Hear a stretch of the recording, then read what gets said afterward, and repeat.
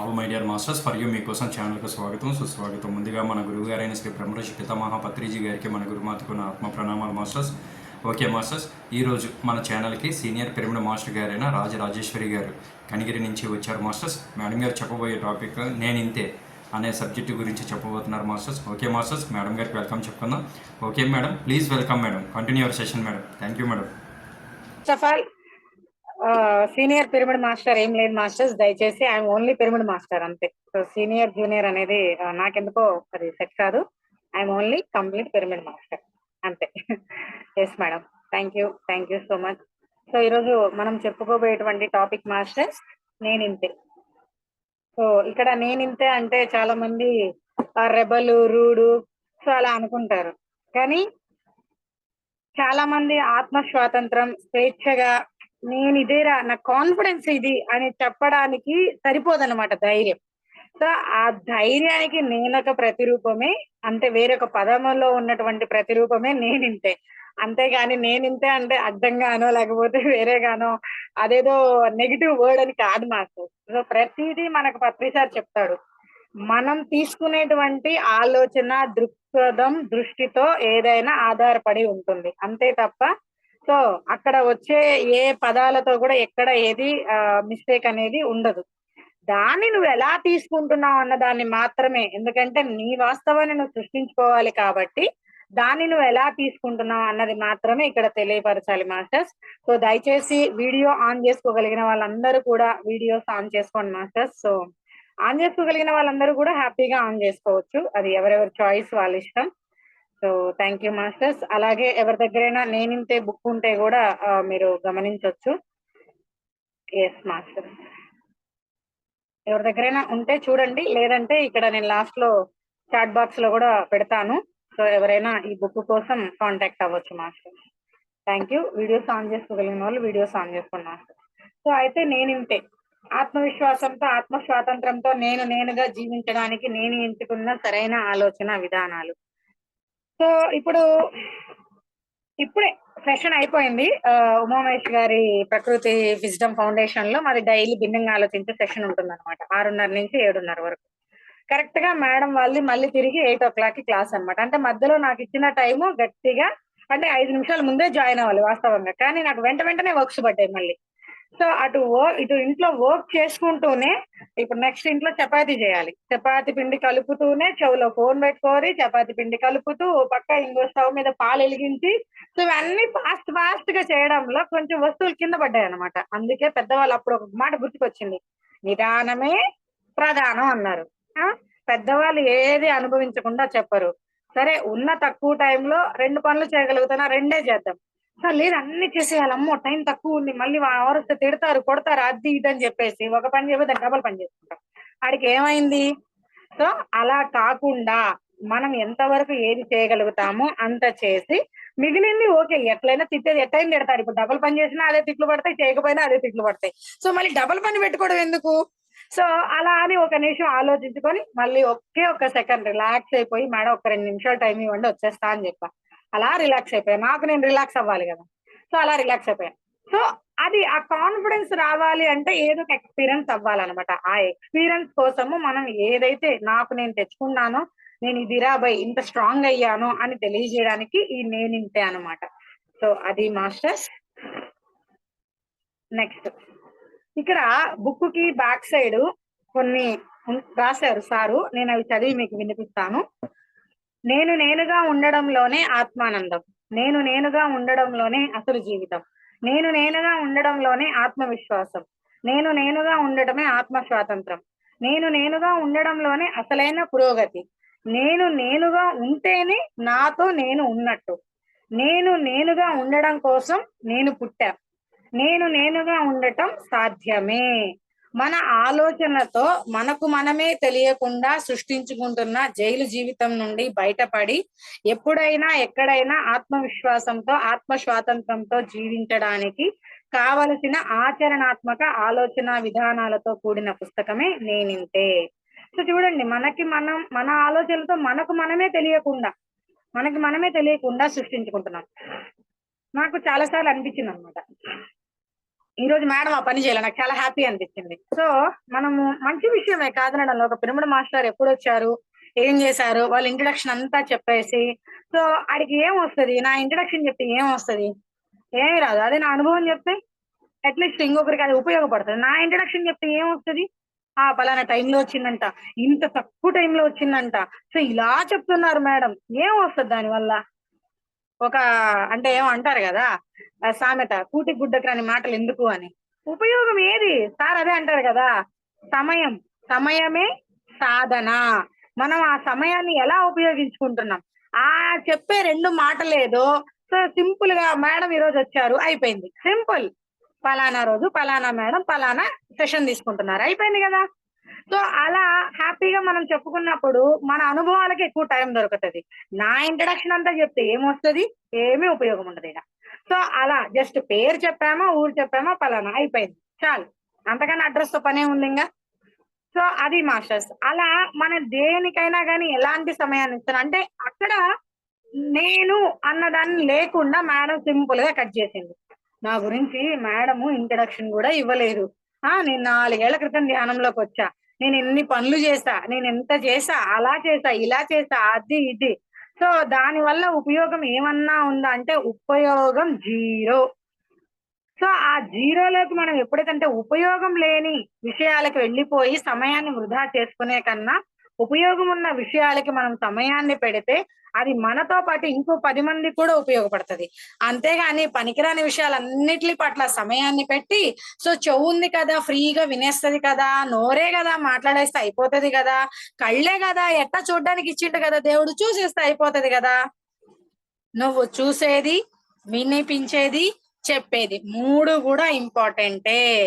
So sir ఒక మాట అంటారు, ధ్యానము, స్వాధ్యాయము, సజ్జన సాంగత్యం. సజ్జన సాంగత్యం దేంతో చేస్తాము? నోటితో చేస్తాము. స్వాధ్యాయం దేంతో చేస్తాము? చెవులతో చేస్తాం. అంటే మనం చదువుకుంటున్నా ఇంకొక ద్వారా కూడా స్వాధ్యాయం చేస్తాం కదా. మరి ధ్యానం దేంతో చేస్తాము? కళ్ళతో చేస్తాం.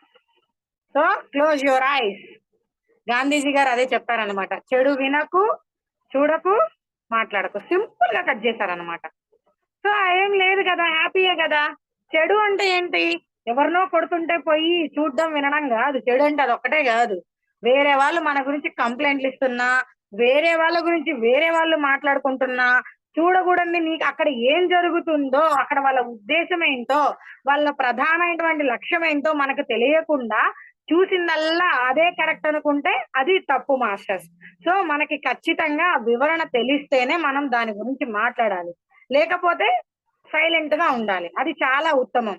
అలా కాకుండా మనకు తెలిసింది మనం కరెక్ట్ అనుకుంటే అది చాలా చాలా చాలా మిస్టేక్ అవుతుంది మాస్టర్స్.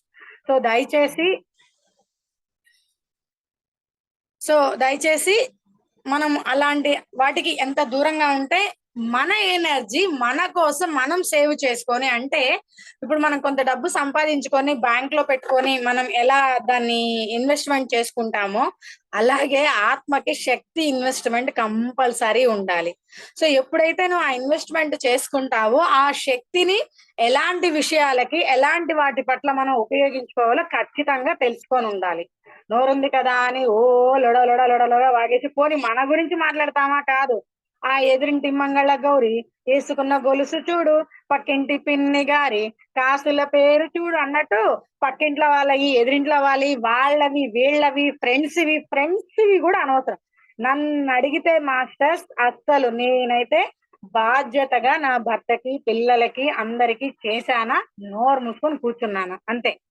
వారేమన్నా చెప్తే వింటా, నన్నేమన్నా అడిగితే చెప్తా, దట్స్ ఇట్. కట్టుకున్న భర్త దగ్గర నేను నోరు తెరవను, కన్న తల్లిదండ్రుల దగ్గర నోరు తెరవను, నాయన కనిపించిన పిల్లల దగ్గర కూడా నేను నోరు తెరవను. ఏం అవసరం, ఏది అవసరమో అది మాత్రం ఆ టయానికి చేస్తే చాలు.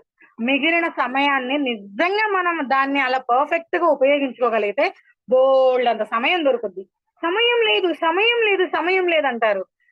నేనే అన్నదాన్ని ఒకప్పుడు అలా, సమయం లేదు, సమయం లేదు, అబ్బా నాకు ఆ పని ఉంది, ఈ పని ఉంది, అలా ఉంది, ఇలా ఉంది. ఇప్పుడు అరగంటలో 3 పనులు చేస్తా, వచ్చేది దేనికి? అవసరం. ఇప్పుడు నేను 8 o'clock క్లాస్ తీసుకోవాలి, ఇది ఆల్రెడీ ఫిక్స్ చేసినాం, ఇది అవసరం. ఆ అరగంట సమయంలో 3 పనుల్ని వినియోగించుకున్నా కదా, మరి ఎట్లా వచ్చింది సమయం? నువ్వు డిసైడ్ అయితే వస్తుంది. అదే అనవసరమైన వాటికి గంటలు గంటలు వెళ్ళి ముచ్చట్లు పెట్టడానికి మాత్రం గంటల గంటల సమయం వస్తుంది. తీరా రకరకాల ఫంక్షన్లు అన్నిటికి వెళ్ళడానికి సమయం వస్తుంది. ధ్యానం క్లాస్ అనేసరికి మన ఇంట్లో వాళ్ళే ఆ రోజు అటు వెళ్ళావు, ఈ రోజు ఇటు వెళ్ళావు, అదంటావు ఇదంటావు, ఇంక మళ్ళీ ధ్యానమా అనేసరికి క్లోజ్.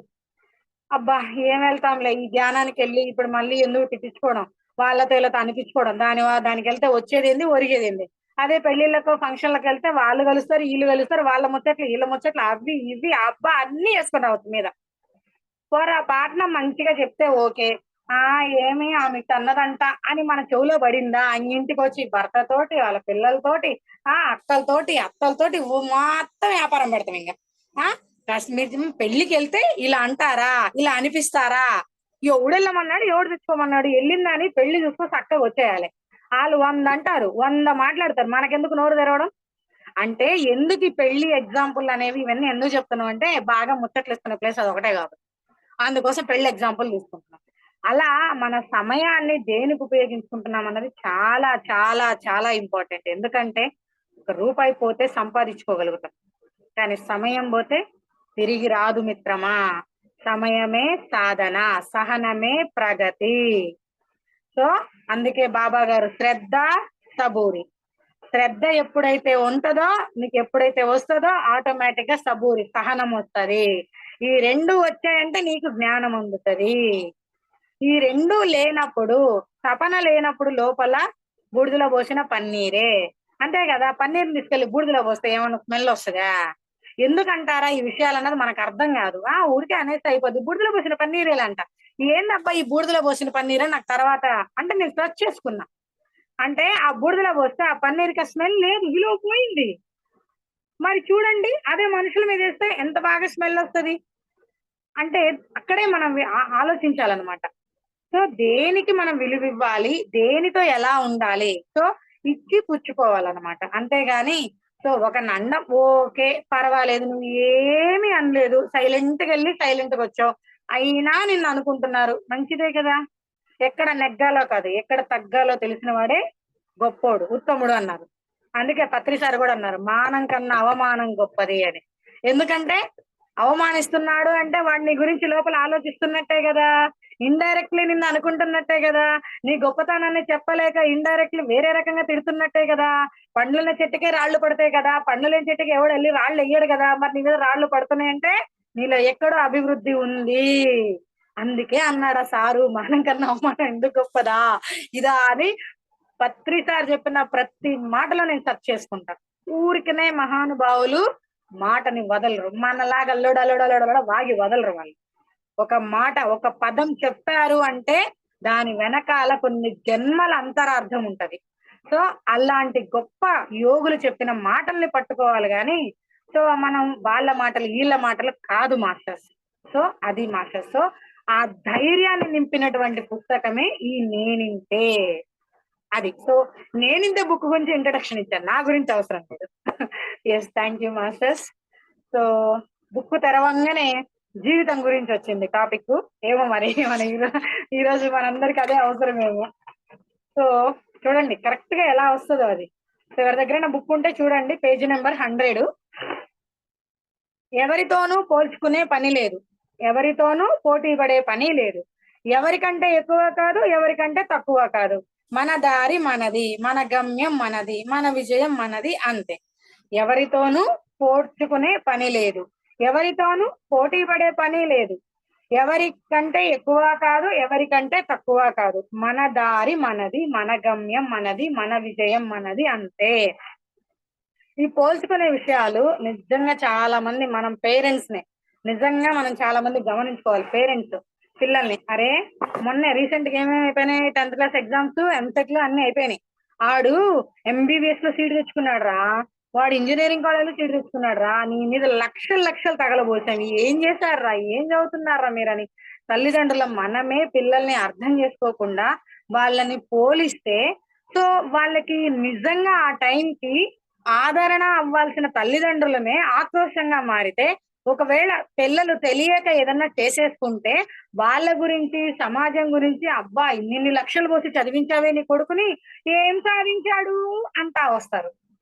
సో పొరపాటున అవి తీసుకోలేక వాళ్ళు ఏదన్నా చేసుకోరాంది చేసుకుంటే మరి వాళ్ళని తీసుకొచ్చి కొడుకుని ఇవ్వమనండి చూద్దాం. కొడుకైనా కూతురుని ఎవరైతే వాళ్ళని ప్రాణం పోయమనండి. ప్రాణం పోసే హక్కు లేనప్పుడు ప్రాణం తీసే హక్కు మనకి లేదు. అది ఆత్మతో సహా. ఆత్మతో సహా ఊరికే మాటలు అంటున్నాము అంటే నిజంగా ఒక ప్రాణం తీసేదానికన్నా ఆత్మక్షోభ పెట్టాము అంటే అది చాలా కర్మ అవుతుంది మాస్టర్స్ నిజంగా. అందుకే పత్రి గారు మాటలు మధురంగా ఉండాలి అంటారు. మాటలు మధురంగా ఉండాలి. ఒక మాట మనం మాట్లాడుతున్నామంటే అవతల వాళ్ళని నొప్పించేలాగా ఉండకూడదు. ఎందుకంటే జీవహింస మహాపాపం. అలాగే ఆత్మక్షోభ కూడా అంతే పాపం. నువ్వు అనుకుంటున్నావు పలానా వాళ్ళని అంటున్నా, పలానా నాకేముంది వాళ్ళు చేసిందే కదా నేను అన్నది అని. నువ్వు చూసావా వాళ్ళు చేశారో చేయలేదో నువ్వు చూసావా? పోనీ చూసావు, అక్కడ ఏం జరిగిందో తెలుసుకోకుండా అనే హక్కు అసలు వేరే వాళ్ళ లైఫ్ లో దూరే హక్కే మనకు లేదు. అది తల్లిదండ్రులైనా కావచ్చు, కట్టుకున్న భర్త అయినా కావచ్చు, నీ కడుపును పుట్టిన పిల్లలైనా కావచ్చు. ఎందుకు అంటే ఆ తల్లిదండ్రులు మనం ఎంచుకొని వచ్చాం, అలాగే కట్టుకున్న భర్తని మనం ఎంచుకొని వచ్చాం, కడుపును పుట్టిన పిల్లలు వాళ్ళు మనల్ని ఎంచుకొని వచ్చారు. ఇంక ఇక్కడ ఎవరికి ఎవరు సమాధానం చెప్పే పని ఉంది? ఎవరితో ఎవరు పోల్చుకోవాల్సిన అవసరం ఏముంది? ఎవరి జీవితాన్ని వాళ్ళే ఉద్ధరించుకోవాలి. ఎవరి జీవితం కోసం మాత్రమే వాళ్ళు వచ్చారు. ఇవి అన్నీ కూడా ఈ భూమి మీద మనం ఎంచుకొని వచ్చిన భవబంధాల నాటకంలో జీవితం అనేటువంటి ఒక చదరంగ చట్రంలో ఒక నాటకం ఆడడానికి వచ్చాం. ఆ నాటకాన్ని మనం సక్రమంగా నడిపించుకున్నామా హాయిగా ఒకే సంసారంలో నిర్వాణం పొందామే. లేదు అంటే ఇక్కడే భూస్థాపితమై మళ్ళీ వాటి కోసం ఎన్నో రకాల జన్మలెత్తి మళ్ళీ అనుభవాల కోసం రావాలి. సరే ఓకే హ్యాపీగా నాటకమే కదా అన్నామని చెప్పేసి ఎట్లా పడితే అట్లా ఆడితే కూడా ప్రాబ్లమే. సో మనం ఒకరు జోలికి పోవద్దు, మన జోలికి ఒకరు వచ్చినా మనం వాళ్ళ జోలికి పోవద్దు, మనం ఒకరు జోలికి పోవద్దు. పొరపాటున వాళ్ళు వచ్చినా కూడా వాళ్ళ జోలికి మనం పోవద్దు. ఎందుకంటే ఎవడి కర్మ వాడిదే, ఎవరు ఎంచుకున్న జీవితం వారిదే, ఎవరు వాస్తవానికి వాడే సృష్టికర్త. యద్భావం తద్భవతి. సో ఇక్కడ ఎలాంటి ఒకరిని ఉద్దేశించి అనడానికే లేదు. సో జీవహింస మహాపాపం అంటే ఒక్క బయట బాహ్యకంలో జీవిస్తున్న జీవుల్నే కాదు మాస్టర్స్. చాలా మంది చూడండి చనిపోతే జీవుడు వెళ్ళిపోయాడు అంటారు. ఎక్కడైనా విన్నారో లేదో కూడా మీరు? చనిపోతే చాలా మంది జీవుడు వెళ్ళిపోయాడు అంటారు. జీవుడు అంటే పల్లెటూరు భాషలో నేను విన్నాను. జీవుడు అంటే నేను ఈ స్పిరిచువాలిటీలోకి వచ్చినాక నాకు తెలిసింది ఏంటంటే ఆత్మ. సో ఆత్మ వెళ్ళిపోయింది అంటారు. మరి జీవహింస మహాపాపం అంటే ఆత్మని శోభ పెట్టినా కూడా అది మహా పాపం అవుతుంది. సో నాకు అప్పుడు అర్థమైంది అనమాట, వద్దురా బాబు ఒకటి జోలికి పోయేది వద్దు, మన జోలికి వచ్చినా కూడా వాడి జోలికి పోయేది వద్దు. సో మనం పని చేసుకున్నామా, చక్కగా నోరు మూసుకొని ఉన్నామా, మన సాధనలో మనం ఉన్నామా, అన్ని మూసుకొని పని చేసామా, పని చేయడం చేత కాబట్టి చక్కగా కాము ఉందాం, ఏం పర్లేదు, నేను ఇంతవరకే చేయగలిగా, నాకు చేతనైంది ఇంతవరకే, హ్యాపీగా చక్కగా పక్కన ఉందాం. అంతేగాని సో మనం అనిపించుకొని వద్దు, ఒకరిని అనను వద్దు. సో ఒకవేళ అన్నా కూడా ఏం తప్పు లేదు మాస్టర్స్, ఎవరి కర్మ వాళ్ళు అనుభవిస్తారు. సో ఇది నేను నేర్చుకున్నది. కాబట్టి ఎవరు ఎక్కువ కాదు, ఎవరు తక్కువ కాదు, ఎవరికి తగిన పని వాళ్ళు చేయగలిగింది చేస్తారు. ఎందుకంటే ఇక్కడ 5 వేళ్ళు ఉన్నాయి, అన్ని వేళ్ళు కలిస్తేనే ఇది ఒక సమూహంగా ఒక చెయ్యిగా మారింది. సో రెండు చేతులు కలిస్తేనే చప్పట్లు అవుతాయి, అంతేగాని ఒక చేతోనే కొట్టుకోలేం కదా. అలాగే ఇక్కడ ఒక్క పత్రి గారే ఈ రోజు ఒక పిఎస్ఎస్ మూవ్మెంట్ ని, ఒక సమూహాన్ని తయారు చేశారంటే ఇవాళ ఇంతమంది అయితేనే ఇది ఒక అద్భుతమైన సమూహంగా మారింది. సో అలా మనం ఏది ఎంత వరకు మనం చేయగలిగినంత చేద్దాం master. Yes, thank you. So దయచేసి ఎవరితో పోల్చుకోవద్దు. ఎవరు ఎక్కువ కాదు, ఎవరు తక్కువ కాదు, ఎవరి ఆత్మ పురోగతి కోసం వాళ్ళు వచ్చారు, వాళ్ళ నెసళ్ళు నేర్చుకొని ఆనందంగా మన జీవితాన్ని అద్భుతంగా సాగించుకున్నాం మాస్టర్స్. నెక్స్ట్ ఇంకొక కొటేషన్ చూద్దాం. అందరికీ ఆకర్షణీయంగా, అందరికీ అనుగుణంగా మాట్లాడడం నా లక్ష్యం కాదు, నిక్కచ్చిగా నాకు నచ్చినట్లు మాట్లాడడమే నా లక్ష్యం, నా విధానం. మళ్ళీ చదువుతాను మాస్టర్స్. అందరికీ ఆకర్షణీయంగా, అందరికీ అనుగుణంగా మాట్లాడడం నా లక్ష్యం కాదు, నిక్కచ్చిగా నాకు నచ్చినట్లు మాట్లాడడమే నా లక్ష్యం, నా విధానం. సో పత్రి సార్ చెప్పారు, ధ్యానం అంటే శ్వాస మీద ధ్యాస, వేరేది లేదు ఇక్కడ. సో మాస్టర్స్ మ్యూట్ చేసుకోవాలి. సో దయచేసి ఎవరైనా జాయిన్ అయిన వాళ్ళు రీసౌండ్ వస్తుంది. సో ఇక్కడ ధ్యానం అంటే శ్వాస మీద ధ్యాస అయిపోయింది. అదే ఆయన విధానం, అదే ఆయన నిక్కచ్చిగా చెప్పాలనుకున్నాడు. 100 రకాల పద్ధతులు ఉన్నాయి, నా పద్ధతి ఇది. చివరికి అల్టిమేట్ ఆనాపానసతి బుద్ధుడు ఎంచుకున్న పద్ధతి ఇది. సో మనందరం బుద్ధుళ్ళం అవ్వాలి. నువ్వు ఎన్ని జన్మలు ఎత్తినా ఆఖరికి బుద్ధత్వం పొందేంత వరకు జన్మలు ఎత్తుతూనే రావాలి మాస్టర్. అందుకే పత్రి సార్ డైరెక్ట్ గా ఒక్కసారి స్టేట్మెంట్ ఇచ్చేసాడు, ధ్యానం అంటే శ్వాస మీద ధ్యాస. నిక్కచ్చిగా చెప్పేశాడు సార్, నిజంగానే అయిపోయింది ఇంకా అక్కడ క్లోజ్ అది. సో అలా కాకుండా సారు ఆకర్షణీయంగా వాళ్ళందరికి అనుగుణంగా అబ్బా ఎక్కువ మాట్లాడితే ఆకర్షణీయంగా మేడం మీరు చాలా బాగున్నారు మేడం, మీ ద్వారా ఇంత పని అవుతుంది మేడం, మీ వల్ల ఇంత జరుగుతుంది మేడం.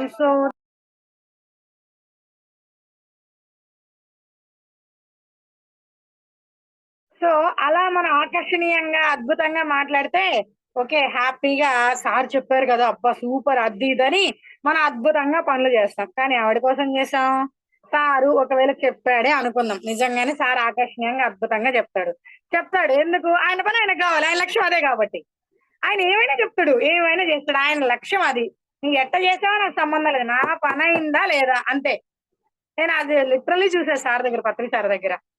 సో అట్లా ఆయన లక్ష్యానికి ఆయనకు తగినట్టుగా ఆయన ఉంటారనమాట. అది ఎలా ఉంటాడో ఏ నిమిషం ఎప్పుడు ఎలా వస్తుందో మనకి తెలియదు అనమాట. సో మనం అలా అంటే ఎవరి పద్ధతి వాళ్ళది.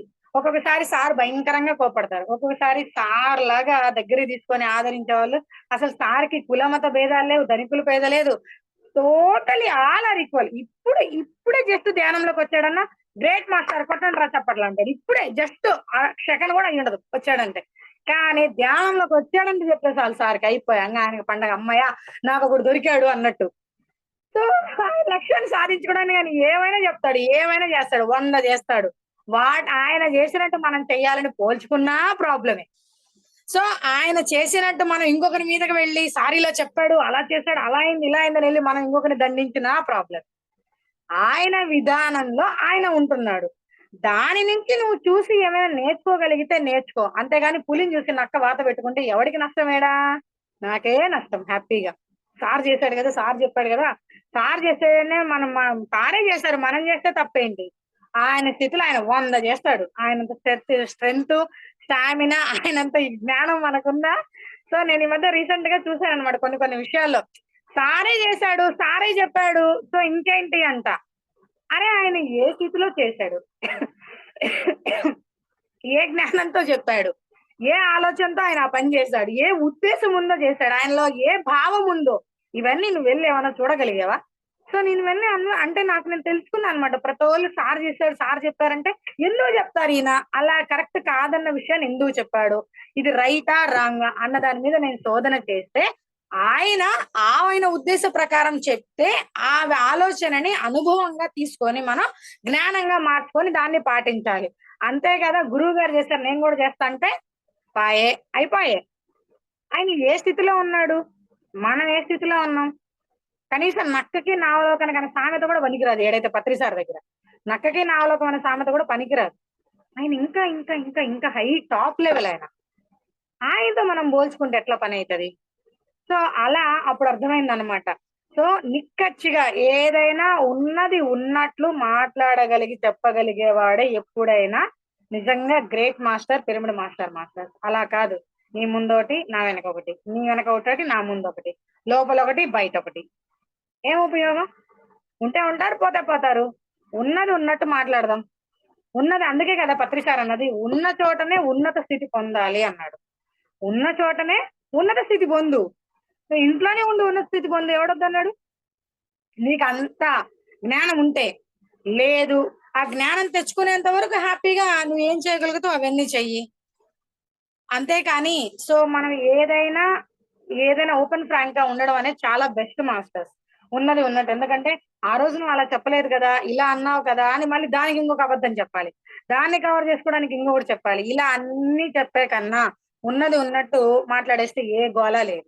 సో ఓకే, ఉన్నది ఉన్నట్టు మాట్లాడితే వామ్మో ఏంటి ఇలా మాట్లాడుతుంది, ఇలా చెప్తుంది, సో దాని వల్ల కూడా మనకు చాలా అవమానాలు చాలా వస్తాయి. కానీ మన అంతరాత్మ కరెక్ట్ గా ఉంటాం కదా, మనం ఎవరికి నిరూపించుకోవాల్సిన పని లేదు కదా. పత్రి గారు చేసింది అదే. ఏదైనా ఆయన ఓపెన్ ఫ్రాంక్ గా ఉన్నారు. దాన్ని అర్థం చేసుకోగలిగేంత జ్ఞానం, స్థితి, శక్తి మనలో ఉంటే మనం ఏదైనా మాట్లాడగలగాలి. లేదంటే చుప్ నోరు మూసుకొని ఉండాలని నేను డిసైడ్ చేసుకున్న విషయం మాస్టర్స్. సో అలా ఏదైనా ఓపెన్ ఫ్రాంక్ గా ఉన్నంత ఉత్తమం రెండోది లేదు. అది నేను నాకు తెలుసుకున్న ఈ కొటేషన్ లో నేను తెలుసుకున్న అనుభవం మాత్రం. నెక్స్ట్ ఇంకొక కొటేషన్ చూద్దాం. తప్పనిసరి కానప్పుడు నచ్చిన చోట మనసు లేని చోట ఉండి సాధించేది ఏమీ లేదు. మనసున్న చోటకి బదిలీ కావటం అత్యుత్తమం. చూడండి మాస్టర్స్, ఇక్కడ మళ్ళీ తప్పనిసరి కానప్పుడు నచ్చని చోట మనసు లేని చోట ఉండి సాధించేది ఏమీ లేదు. మనసున్న చోటకి బదిలీ కావటం అత్యుత్తమం. సో మనకు సినిమాలో పాట ఉంది, సాపాడు ఎటు లేదు పాటైనా పాడు బ్రదర్, రాజధాని నగరంలో వీధి వీధి నాదే కదా బ్రదర్. నిజమే కదా. పత్రి సార్కి ఒక ఇల్లు ఉందా, ఒక బైక్ ఉందా, ఓ స్థలం ఉందా, పోనీ ఆఖరికి బ్యాంక్ బ్యాలెన్స్ ఉందా? ఏమీ లేదు. కానీ పత్రి సార్కి ప్రపంచం అంతా ఆయిందే. ప్రపంచం అంతా ఆయిందే. ఎట్లా? ఆయన ఎప్పుడు ఎక్కడ ఏది నాది లేదు, నేను లేదు. ఎక్కడ ఆయన ఈ రోజు సపోజ్ వైజాగ్ లో ఉన్నారు, రేపు ఇంకెక్కడో ఉంటారు, రేపు ఇంకెక్కడో ఉంటారు. ఆ రోజు ఆ నిమిషానికి ఆ క్షణానికి అక్కడ వాళ్ళకి టైం ఇచ్చినప్పుడు వాళ్ళ దగ్గర ఎలా ఉండాలి, వాళ్ళకి ఏ స్థితి కావాలో అక్కడ సారు కరెక్ట్ గా అలాగే ఉంటారు. అక్కడ దాటి వచ్చారా మళ్ళీ వైజాగ్ మైండ్ లో ఉండదు. తిరిగి నెక్స్ట్ ఎక్కడికి వెళ్తున్నాం మళ్ళీ అక్కడ. సో అంటే చూడండి, ఎక్కడికక్కడ ఆయన అన్నిటిని తప్పించుకుంటూ వదిలించుకుంటూ ఎవరితో ఏ సంబంధాలు. అందుకే చూడండి పిరమిడ్ మాస్టర్స్ ఎవ్వరం కూడా పత్రిసారి వెళ్ళిపోతే కొన్ని క్షణాలు బాధ వేసినా ఎవ్వడం కూడా వైఎస్ఆర్ చనిపోయినట్టు అందరు హార్ట్ అటాక్లు వచ్చి ఆ బాధలతో ఘోరాలతో ఎవడం పోలేదే మరి. అలాగని చెప్పి ఓ గురువే నా ప్రాణం, గురువే అది ఇది అంటే మరి పత్రిసారి పోయినాక మనందరం ఎందుకు బతకడం? పోవచ్చు కదా మనం కూడా ఏదో ఒకటి చేసుకోం. అలా నేర్పలేదు మన గురువు గారు. అన్నీ కూడా సమానంగా ఈ క్షణంలో జీవించడం నేర్పించారు. ఉన్న చోటనే ఉన్నత స్థితి పొందాలి. సో ప్రతి క్షణాన్ని ఈ క్షణంలో ఏం జరుగుతుందో దాన్ని ఖచ్చితంగా స్వీకరించి తీరాలి. సో అలా మనకు అన్ని విధాలుగా రెడీ చేశారు. అలాగే తప్పనిసరి కానప్పుడు నచ్చని చోట. సో నీకు ఒక పని చేయడం నచ్చలేదు, కొని రాలేదు, హ్యాపీగా కళ్ళు మూసుకొని ధ్యానంలో కూర్చుందాం, ఇబ్బంది ఏముంది. అందుకే ఇది ఒక ఎక్స్పీరియన్స్ చెప్తా మాస్టర్స్. నేను 2021 పత్రి సార్ని ఎందుకో తెలీదు, అదే నేను ఫస్ట్ అండ్ లాస్ట్ కలవడం అని. నేను ధ్యానంలోకి వచ్చిన ఇంచుమించు 10 నెలలకే మెసేజ్ వచ్చింది.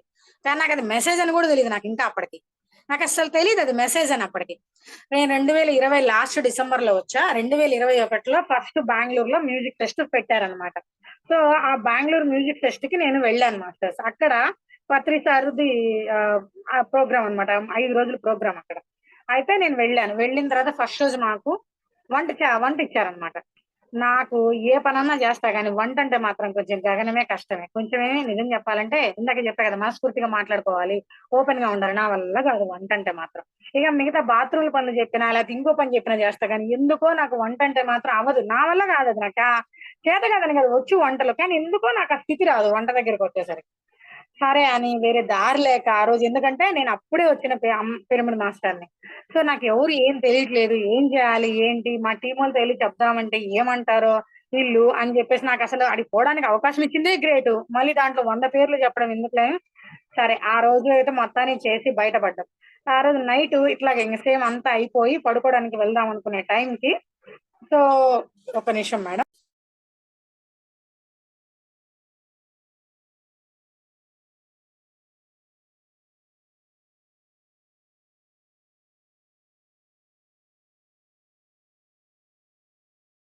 Yes madam.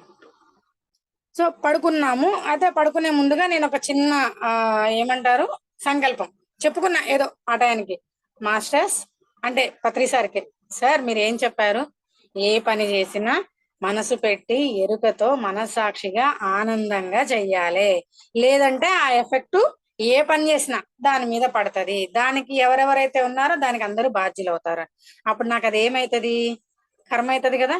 నేను ఇష్టం లేకుండా వెళ్ళి వంట చేస్తే ఆ లోపల ఉన్నటువంటి ఆ భావాలన్నీ ఆ వంటలోకి వెళ్తాయి. ఆ తిన్న వాళ్ళకి ఇబ్బంది కలుగుద్ది. అప్పుడు నాకు అది కర్మై కూర్చుంటది కదా.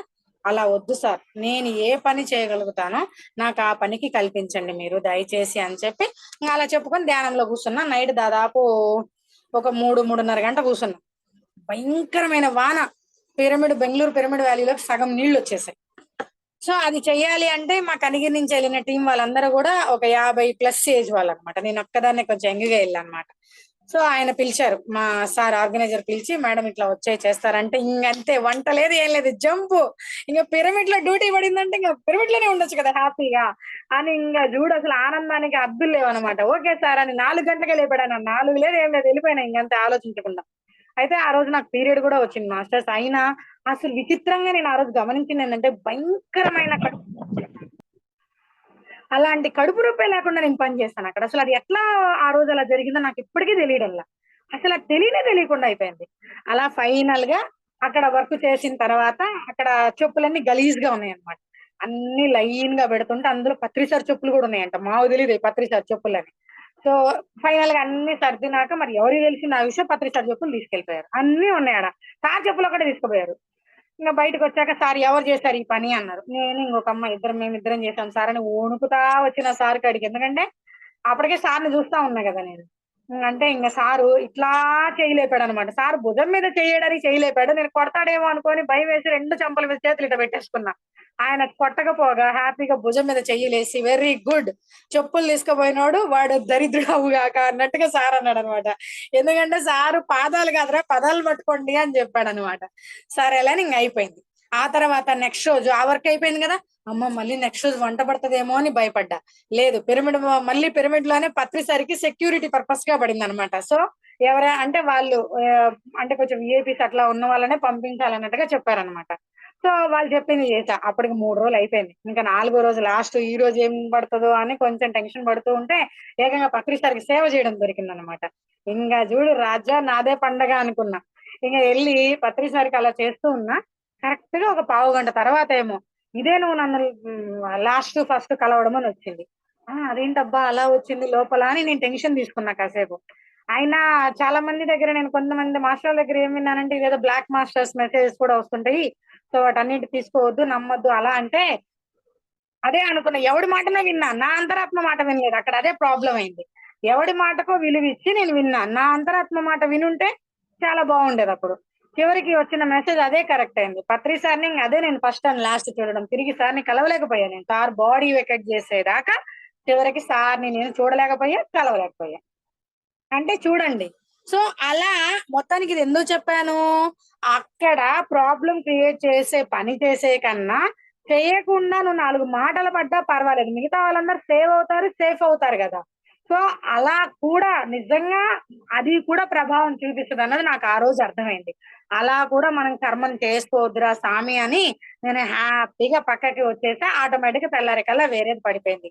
అలా మనం చేయగలిగితే చెయ్యాలి, చేయలేకపోతే సైలెంట్ గా ఉండాలి. అంతేగాని మనసు లేని చోట మనం ఎప్పుడు కూడా పని చేయకూడదు మాస్టర్స్. ఎందుకంటే ఆ ఎరుకని కోల్పోయాము అంటే ఖచ్చితంగా దానికి మిగతా వాళ్ళు కూడా ప్రభావితులు అవుతారు. సో అది ఒకటి మనం ఎప్పుడు గమనించుకోవాలి మాస్టర్. నెక్స్ట్ ఇంకొక కొటేషన్ చూద్దాం. సరిత మేడం ఒక్కడే పాపం వీడియో ఆన్ చేసుకున్నారు. పర్లేదు మేడం, మీకు నేను నాకు మీరు. సో నేను పుట్టి పెరిగి బయట సాధించింది ఏమీ లేదు, ఏడవడం తప్ప. ఇది చాలా కరెక్ట్ నిజంగా. కానీ లోపల పెరగడం మొదలు పెట్టాకే లోపల బయట ఆనందం మొదలైంది. ఇది 100% కరెక్ట్. నేను పుట్టి పెరిగి బయట సాధించింది ఏమీ లేదు, ఏడవడం తప్ప. నిజంగానే 3 టైమ్స్ సూసైడ్ చేశా, ఏం ఉపయోగం. కానీ నా లోపల పెరగడం మొదలు పెట్టాకే లోపల బయట ఆనందం మొదలయ్యింది. సో ఇక్కడ అదే మాస్టర్స్ నిజంగానే నేను ధ్యానంలోకి వచ్చేటప్పటికి ఆల్మోస్ట్ 34 ఏళ్ళు నిండాయి అనుకోండి. 34 ఏళ్ళు నిండాయి. కానీ ధ్యానంలోకి 34 ఏళ్ళు నిండినా, సో ధ్యానంలోకి వచ్చేటప్పటికి నాకు దాదాపు 6 రకాల జబ్బులు ఉన్నాయి. అంటే ఆల్మోస్ట్ 50 సంవత్సరాల తర్వాత రావాల్సిన జబ్బులు నాకు 26 ఏళ్లకే వచ్చినాయి అనమాట. అంటే ఇంచుమించు 10 ఏళ్ళ ముందే వచ్చేసింది. ఎందుకంటే 10 ఏళ్ళ ముందే పెళ్ళైంది కాబట్టి. 24లో అవ్వాల్సిన పెళ్లి 14లో అయింది కాబట్టి అందుకే అన్ని ముందుగా వచ్చినాయి అన్నమాట.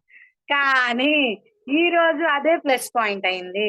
అలా ఎర్లీగా పెళ్లి చేయడం వల్ల ఇవాళ చకచక మా పిల్లలు పెద్దోళ్ళు అయిపోయారు. హ్యాపీగా పెద్ద బాబు జాబ్ చేస్తున్నాడు, చిన్న బాబు బీటెక్ చదువుతున్నాడు, హ్యాపీగా ఉంది. మరి గతం కూడా ఒక మంచి భవిష్యత్తుని క్రియేట్ చేసింది కదా. సో అలా బయట మరి సాధించింది ఏమైనా ఉందా అంటే నేను బీఈడీ చేశాను. టెట్ కూడా రాశాను. కొన్ని మార్కుల్లో పోయింది. మరి ఏం సాధిచ్చా నేను? కానీ ఈరోజు ఆ చదువుతో ఏమీ లేకపోయినా ఈ యొక్క ఆత్మ జ్ఞానంతో, ఆత్మ విద్యతో, ఈ ఆధ్యాత్మిక విజ్ఞానంతో ఇవాళ నేను ఎంతో, ఎంతో, ఎంతో ధైర్యంగా, ఆనందంగా ఈరోజు ఇలాంటి అనుభవాల్ని పంచుకుంటున్నాను అంటే ఇది కంప్లీట్‌గా ఆధ్యాత్మిక స్థితియే గదా! అంటే ఎక్కడి నుంచి? లోపల నుంచి వచ్చింది. అందుకే అంతర ప్రయాణం చెయ్యాలే. బాహ్య ప్రయాణం కాదు. బాహ్య ప్రయాణం ఓన్లీ శరీరం వరకే. అంతర్ముఖ ప్రయాణం చేసిన వాడే ఆత్మానందంతో ఉంటాడు అన్న విషయాన్ని క్లిస్టల్ క్లియర్‌గా తెలుసుకుంటే చాలా, చాలా, చాలా మనకే చాలా అద్భుతంగా ఉంటుంది మాస్టర్స్. అలా కాకుండా ఎప్పుడైతే మనం గొప్పలకి పోయి వాళ్ళన్ని ఇల్లు కట్టుకున్నారు, వాళ్ళు డాక్టర్‌లయ్యారు, వాళ్ళు సీఈఓలయ్యారు, వాళ్ళు ఇంజినీర్‌లయ్యారు. నువ్వు ఆత్మజ్ఞానివి అయ్యావా లేదా చెప్పు నాకంతే. ఇయన్నీ నాకనవసరం. నువ్వు ఆత్మజ్ఞాని అయ్యావా? నీకు కలిగిన ఒక్క అనుభవం చెప్పు. ఏం లేదు. నథింగ్ ఆడ. సో నువ్వు ఇంజినీర్‌లయితేనేమి, డాక్టర్‌లయితేనేమి ఎవరి లక్ష్యానికి వాళ్ళు ఎంచుకొనొచ్చింది. ఇప్పుడు నేను హౌస్ వైఫ్‌ని అవ్వడానికే వచ్చిన. అంతవరకే నాది. సో హౌస్ వైఫ్ అయిన వాళ్ళందరూ గూడా ఉద్యోగస్తులే మళ్ళీ హౌస్ వైఫ్‌లయితారంటే, అక్కడ ఉద్యోగం జేసొచ్చి ఇక్కడేమో అలసిపోయి మరి ఏం ఉపయోగం? సో ఎవరు ఏ లక్ష్యానికి భూమి మీదకొచ్చారో వాళ్ళు ఆ లక్ష్యం ఖచ్చితంగా మనం నెరవేర్చుకొని తీరాల్సిందే. లేదు అంటే తిరిగి మళ్ళీ ఈ లక్ష్యంతో పాటు ఎక్స్‌ట్రా లక్ష్యాలను గూడా యాడ్ చేసుకొని మళ్ళీ జన్మ తీసుకొని రావాలి. మరి ఆ జన్మ ఎప్పటికొస్తదో మళ్ళీ క్లారిటీ లేదు. సో ఇవన్నీ కాకుండా మనం పుట్టింది దేనికి? ఈ నేను, నాది అనేది లేకుండా నేనెవరు? లోపల అంతర్ముఖ ప్రయాణం చెయ్యాలి. మనకెలా సాధ్యమైతది? టైం లేదు, లేకపోతే ఓపిక లేదు, లేకపోతే ఆ పనులున్నాయి, ఈ చదువులున్నాయి, ఆ వంటుంది, ఇదుంది, అదుంది. ఇవన్నీ గూడా కారణాలే అవుతాయి. నువ్వు ఎన్ని పనులున్నా టైం ప్రకారం కాలేజీలకి, స్కూళ్ళకి వెళ్ళడం లేదా? ఉద్యోగాలకి వెళ్ళడం లేదా? మీకు ఆనందం కావాల్సొస్తే సినిమాకి టైం ప్రకారం వెళ్ళడం లేదా? ఒక్క ధ్యానం కోసం వచ్చేటప్పుడు మాత్రమే నాకు టైం సరిపోదండి. టైం లేదండి. మా అత్తగారు ఒప్పుకోరండి. మా ఆయన ఒప్పుకోడండి. ఏందిది? ఇయన్నీ నేను గూడా అనుభవించాను. నా గురించి నేను చెప్పుకుంటున్నా. ఒకప్పుడు నేను గూడా చెప్పా. మా అమ్మ వాళ్ళొచ్చి 10 ఏళ్ళైనా "పో నీకు ధ్యానం లేదు, గీనం లేదు. పని పాట లేనిది చేసేవాడంతా ఆ పని" అని.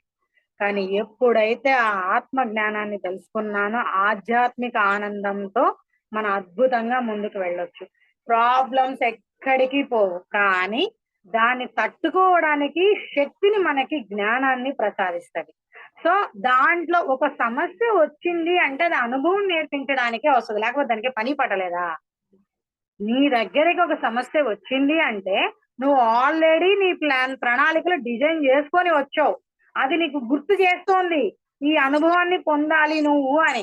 దాన్ని ఎప్పుడైతే సమస్యగా కాకుండా నువ్వు దాన్ని స్వీకరించావో, అబ్బా! ఇదెందుకొచ్చిందిరా బాబు! నాకే వస్తాయి ఎక్కడ లేనియన్నీ అని. వచ్చింది గాక మళ్ళీ కొత్తది క్రియేట్ జేస్తావు. ఇది గాక నాకే వస్తాయబ్బా! ఇలాంటియన్నీ అని మళ్ళీ కొత్తయి క్రియేట్ జేస్తాం. మనకు మనం తెలియకుండానే మన మాటలతోనే మనం క్రియేట్ చేసుకుంటాం. ఎవ్వడు ఇక్కడ ఏం వచ్చి అనడు. మన మాటలతోనే మనం క్రియేట్ చేసుకుంటున్నాం. సో, అలా కాకుండా మనము ఏ మాట మాట్లాడినా మధురంగా మాట్లాడగలిగితే ఎంతో అద్భుతంగా ఉంటుంది. సో, అలా మనం ఎందుకొచ్చాము? ఏంటి? మన జన్మ లక్ష్యం, మన జన్మ రాహితీ ఇవన్నీ మనము బయట ఉన్నయన్నీ బాధ్యత. ఎవ్వరు ఏది ఏం చేయకుండా హ్యాపీగా 34 ఏళ్ళు ఇంట్లో ఉన్నా. మరి ఒక్కరోజు 3 సార్లు సూసైడ్ అటెంప్ట్ చేశా.